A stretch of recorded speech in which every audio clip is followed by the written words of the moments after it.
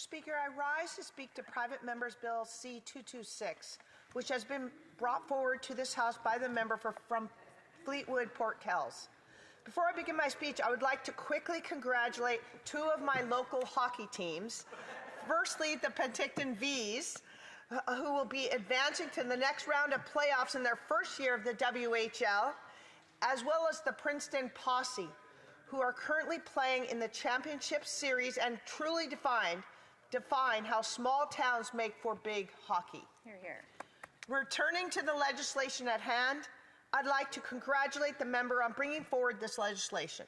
It is an opportunity that not every parliamentarian has so early in the House, and I know because I'm currently working on my own legislation, so I understand the challenge in bringing a bill to fruition. The member is bringing forward legislation related to a subject I've no doubt is raised in their riding as much as it is in mine, grocery prices. But typical for a Liberal bill, this is not going to get the member where they'd like to be, which is lowering grocery prices. Grocery prices are one of the biggest topics in my riding. Wherever I go in my region of the country, Headley, Naramata, Oliver, Rock Creek, Greenwood, Roslyn, Penticton, I hear the same story. I can't believe how big my grocery bill is. When I talk with colleagues here in Ottawa, the same story emerges. Whenever someone picks up a carton of milk or a package of beef or a bag of carrots, they can't believe the sticker price. I think all parliamentarians would welcome legislation to tackle grocery prices. But we have to ensure it actually works to stabilize the price of the essentials that all families rely on. Any bill before us should be judged not by intentions, but by whether it will, in fact, allow families to create an affordable budget to fill the fridge. Now, for those watching at home, this legislation, if enacted, would create the following regulations. It would require the Ministry of Industry, in consultation with provinces, to create a national framework on grocery pricing and unit price display, emphasizing accuracy, usability, and accessibility of unit pricing, transparency on price increases, and consumer education on unit pricing. The framework would need to be delivered within 18 months and would be followed by an effectiveness report after 5 years.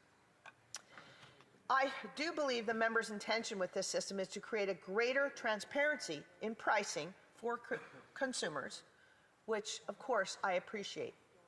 But the creation of a government report is not the enactment of a report or its recommendations.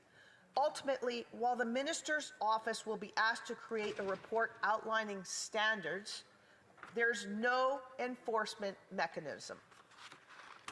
We've seen in multiple files departmental reports whose recommendations are not followed through by the ministers. As just one example, the Federal Competition Bureau studied grocery sector concentration and pricing practices 3 years ago and made several recommendations to improve competition and consumer options. It's important to note that very little of those recommendations have been enacted by either the former industry minister who requested that report or the present industry minister who succeeded him.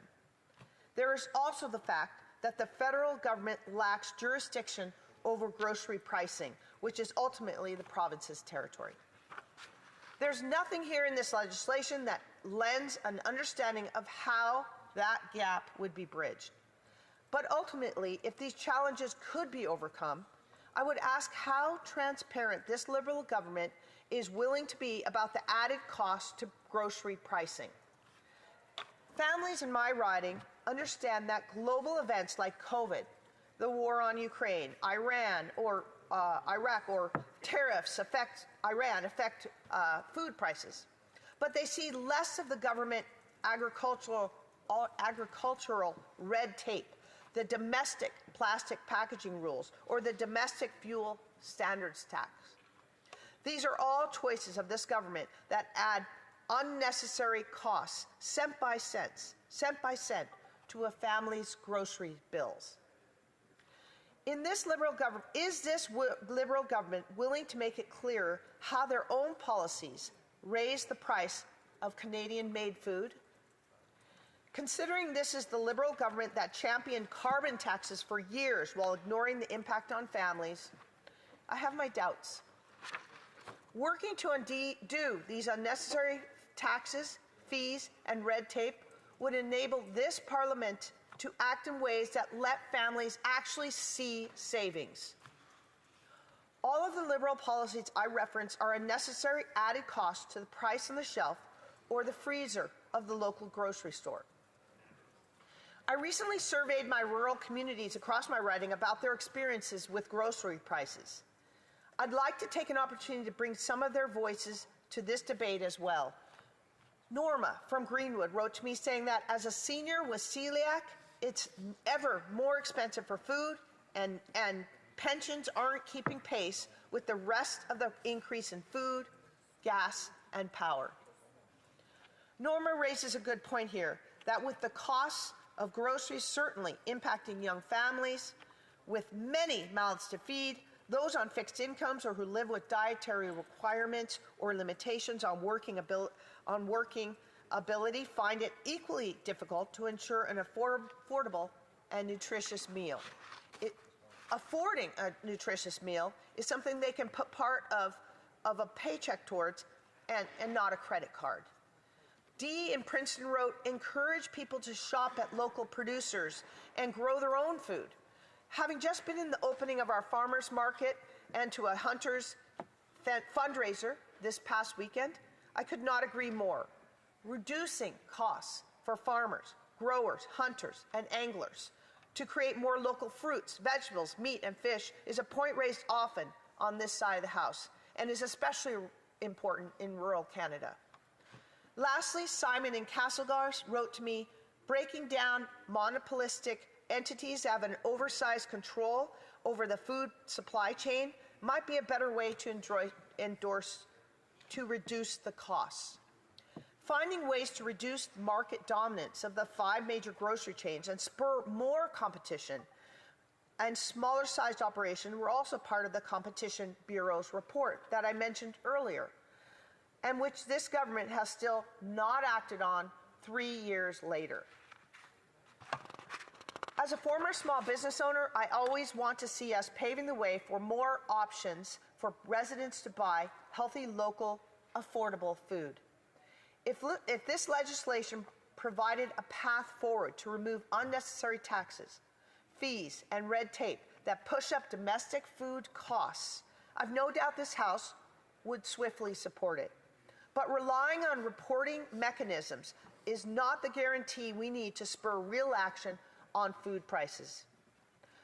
I will continue to follow the debate in this House on Bill C-226, and should it advance, I look to ensure it is rigorously studied at committee. Thank you.